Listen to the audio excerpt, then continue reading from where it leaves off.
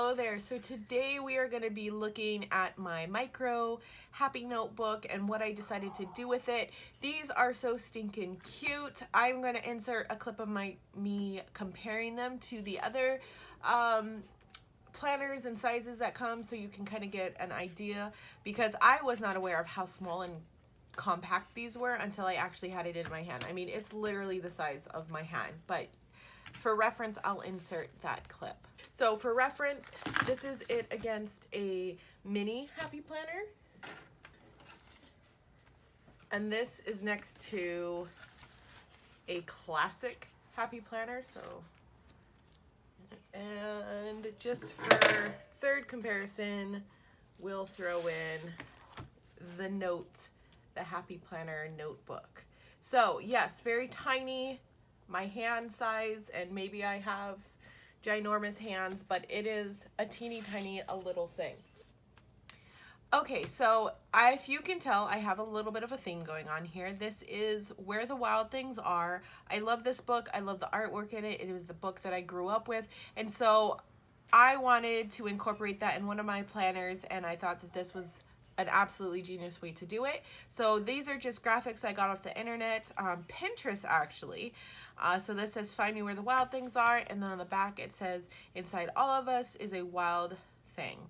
So I went ahead and if you've watched any of my other videos, I'm all about sturdiness, and I just, with this being laminated on a piece of paper that I think is 32 pounds is my paper weight, it wasn't sturdy enough. So I ended up just taping it onto the back of the regular micro note. Sorry, let me get back in frame.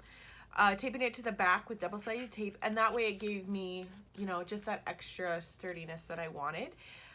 On here, I just have a piece of paper that says, "Let the Wild Rumpus Start," and it is just housing my paper clips that I made from these puffy stickers.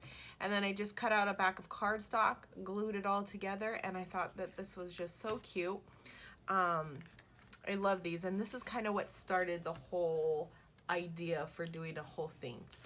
I have a video on the shaker board. It says, "Let's make mischief," and then there's actually a further line that says, "Of one kind or another." So I didn't size it properly, and it was actually my first time making a pocket this size, so it's not perfect, but it's just laminated and sealed with some washi tape. I have a video on this that's going to be going up before this video, so check that out if you're interested. And then this is just something I laminated as well and attached to the back. So this was planned, but I could have done it better, and I may down the line actually make it a little bit better, but I do think it's just super cute, and it just adds a nice little element. So for the top of my micro notes, I have these super cute little cutouts of different aspects of the book. You have what I think is the most iconic monster and his horns. You have Max's crowns, and then my actual favorite part besides the monsters is the background detail and the trees and the scenery. So I have my little tree here, and that's what starts us off in our first little dashboard here. And this is all it is a I printed this tree out, I cut it out, and I laminated it and glued it to the back of a paper clip. And then this dashboard is my kind of the different stages that Max goes through in his disobedience. So Max is not my favorite character, the monsters are, but I did need to kind of highlight him here, and this is probably my favorite depictions of Max. So he's in his room, he's like whatever, and then he starts imagining, and the world around him starts getting created. And then after everything, he's back home and realizes like home is the place he should be. So I don't know if it's because I have boys that I'm like, this is such a good lesson of, you know, you're gonna throw a fit, you're gonna think you know more, you're gonna do whatever you want, but in the end, mom's always right, and you're gonna want to come back home.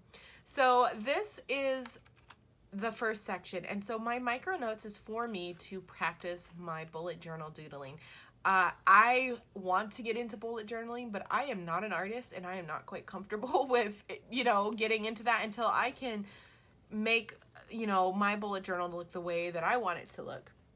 So I had the idea to create this as a kind of doodle journal. And I was inspired by some of the ladies that were using this to try using their micros for different pens that they've gotten or for lettering. And I do want to incorporate a lettering, but right now this is just for these doodle images.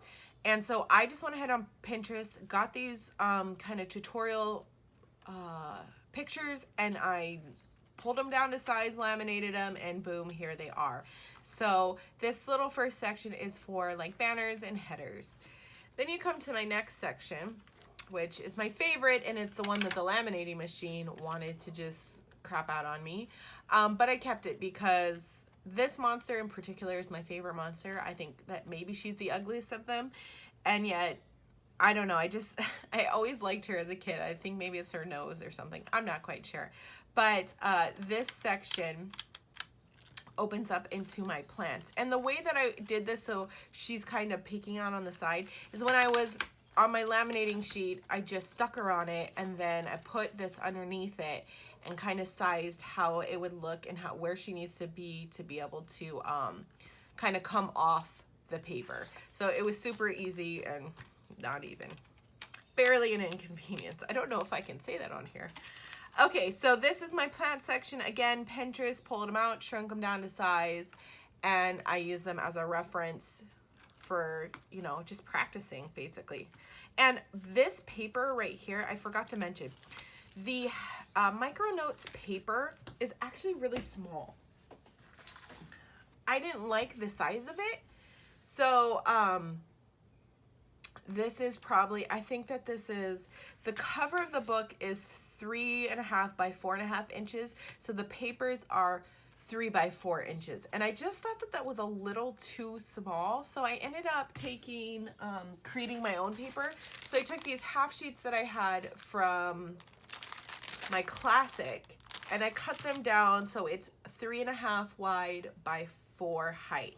So it just fills it up a little bit more, and I don't know, gives it just a little bit more, not sturdiness, I use that a lot. I don't know, thickness? Sure, let's go with that. So for this paper though, I just took my, I think it's 32 or 34 pound weight paper, and I cut it down to the right size, and I really like it.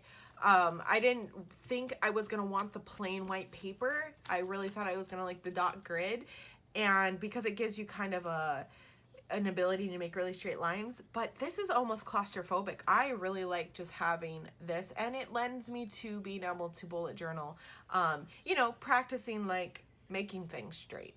So that was a rant. Let's go to the last section, and that is a kind of random section. So like I said earlier, I really love the scenery, and I love the monsters and how everything is drawn, so I wanted a tree in here. And in retrospect, I should have had something else, but my little tree is poking out, and I do love it. And this last section is just kind of my like random doodles. Nothing that I'm particularly into, but I just wanted to try a different style, and I failed miserably today. This is dot grid paper that I got off of Etsy for the micro notes, and it's okay, but again, I think I really like just the plain white paper. It looks way cleaner and way prettier. So that is everything that I have in my little micro and how I'm using it. You went on backwards. I hope this kind of gives you an idea of how you can use your micro. I really like these, and I think that they're super portable and great to have in your bag and on the go. So I hope you guys enjoyed this video, and I will see you in my next one. Bye.